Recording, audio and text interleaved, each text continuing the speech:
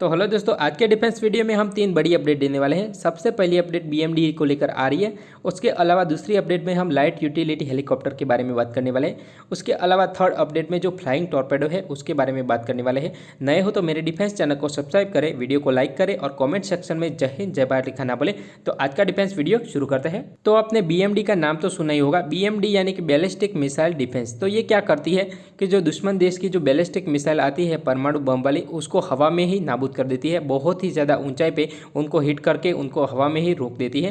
तो जो पहले तो बैलिस्टिक मिसाइल डिफेंस यानी कि बीएमडी को ज़मीन पे ही डिप्लॉयमेंट की बात चल रही थी। तो अब रिसेंट में ही न्यूज़ निकल के आ रही है कि डीआरडीओ हमारा जो है वो अब बीएमडी को समुद्र में भी डिप्लॉयमेंट करने जा रहा है। तो उसके लिए न्यू शिप का डेवलपमेंट हो रही है और जो ये बीएमडी है वो कैनिस्टर बेस्ड होने वाली है। तो कैनिस्टर में बीएमडी रहेगी और उसकी रेंज बताई जा रही है कि 500 किलोमीटर होने वाली है।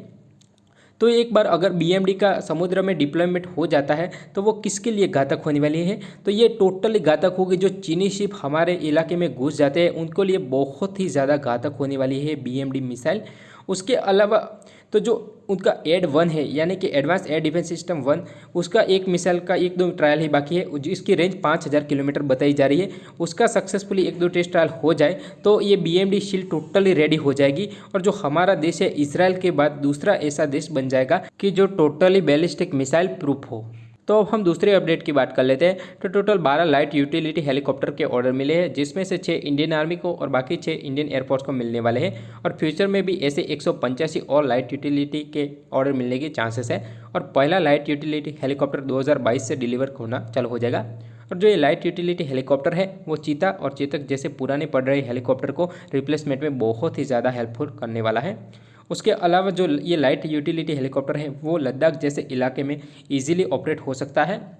और ये जो लाइट यूटिलिटी हेलीकॉप्टर है वो 3 टन कैटेगरी का हेलीकॉप्टर है। वो सिंगल इंजन के साथ आता है जिसमें कि शक्ति 1U का इंजन लगा हुआ है। जिसका पावर की बात कर लेते हैं तो 798 किलोवाट का पावर जनरेट कर पाता है।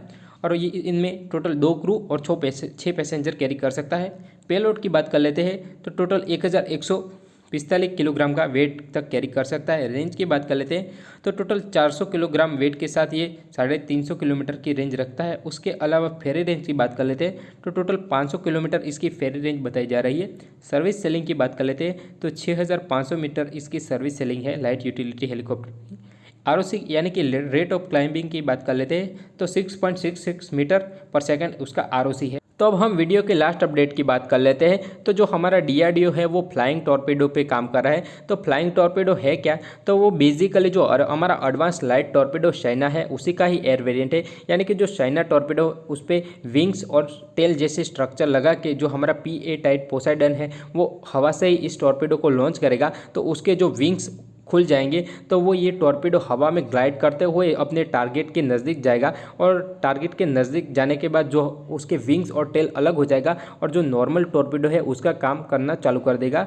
तो इससे क्या होगा कि जो हमारा नॉर्मल हम समुद्र में टॉर्पेडो लॉन्च करते हैं तो पानी की वजह से उसकी स्पीड कम रहती है, पर जो ये हवा से लॉन्च होगा तो उसकी स्पीड भी ज़्यादा रहेगी और अपने टारगेट के पास बहुत ही ज़्यादा स्पीड से पहुँच जाएगा। और इस टॉर्पेडो को टोटल 20,000 फीट की हाइट से लॉन्च करने वाले हैं। अगर आपको वीडियो अच्छा लगे तो प्लीज़ सब्सक्राइब करें। Thank you for watching.